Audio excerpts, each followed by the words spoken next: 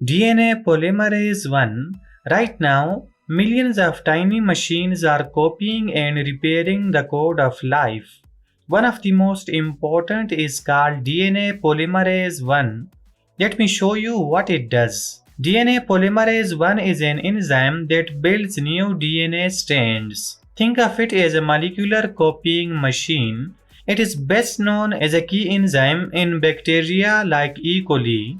It has three main jobs. Job 1. DNA synthesis. It reads your existing DNA strand and builds a matching copy. If it sees an A, it adds a T. If it sees a G, it adds a C. It works fast and adds about 15 to 20 building blocks every second. Job 2. Proofreading. If it makes a mistake, it immediately detects it, backs up, removes the error, and fixes it.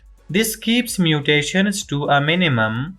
Job 3. Cleanup. During DNA copying, temporary RNA primers are left behind. DNA polymerase 1 removes these primers and replaces them with permanent DNA. The enzyme is shaped like a hand. It wraps around the DNA strand as it works. It was discovered in 1956 by Arthur Kornberg, who won the Nobel Prize for this breakthrough. DNA polymerase 1 ensures your genetic code stays accurate.